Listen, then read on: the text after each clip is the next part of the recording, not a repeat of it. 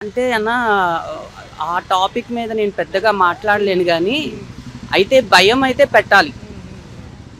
ఏదైతే ఇప్పుడు పవన్ కళ్యాణ్ గారు అన్న మాట వాస్తవమే. భయం అయితే పెట్టాలి.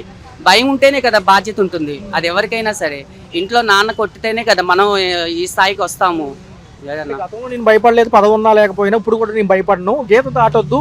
మారండి. పాలనాపరమైన అంశాలుంటే కరెక్ట్ చేసుకుంటాం గానీ, ఈ విధానంలో ఇట్లాగే ఇంకా బూతులు తిడుతూ ఉంటుంటే గనక గీత దాటితే ఒప్పుకోను. కాళ్ళు కీళ్ళు ఎరగొట్టి పక్కన కూర్చోబెడతాను. అవును అన్నారు. నేను చూసానది.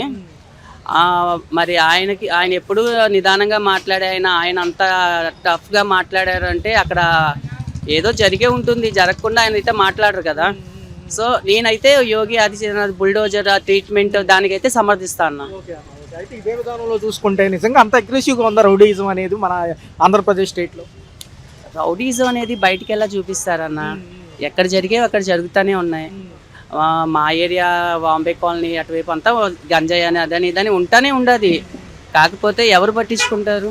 మనకెందుకు? ఇప్పుడు నేనున్నాను. నేను ఏదైనా మాట్లాడాను అనుకో, అమ్మో నా మీదకి వస్తుందేమో నేను భయపడతాను కదా! సో, నా బతికేదో నేను బతుకన్నట్టు. అది గవర్నమెంట్ చూసుకొని ఇప్పుడు ఆయన చెప్పినట్టుగా ఒక భయం అనేది క్రియేట్ చేస్తే తప్పు చేయాలనిపిస్తే భయపడతారు కదా! అది. అదేంటంటే మాజీ ముఖ్యమంత్రికి ఏమైనా అవకాశం ఉందా? త్వరలో కూడా జనవరి అనంతరం బస్సు యాత్ర అంటున్నారు మరొకసారి జిల్లాల వారీగా. ఇటుపక్క చూసుకుంటేనేమో స్థానిక సంస్థల ఎన్నికలు అదే సమయంలో మున్సిపాలిటీలతో పాటు గ్రామ పంచాయతీ ఎన్నికలు గ్రామాల్లో. ఏమంటారు? 18 నెలల పరిపాలన ఎలా అనిపించింది? జగన్ గారు అప్పుడు మాకు ఫ్రీ పథకాలు ఇచ్చారు. చేతిలో డబ్బులు ఉండేవి. కాస్త నేను ఆటో కార్మికుడిగా నా ఆటో లైఫ్ కూడా బాగుండేది. అయితే ఈ అభివృద్ధి అనేది లేదు. తర్వాత ఏదో భూములు, ఇల్లులు ఏదేదో అన్నారు. అందుకని ఇప్పుడు ఈ గవర్నమెంట్ కూటమి ప్రభుత్వానికి మేము ఓటేసాము. నేను కాకుండా నాతో పాటు ఒక 20 మంది నేనే చెప్పి ఓటేపిచ్చాను.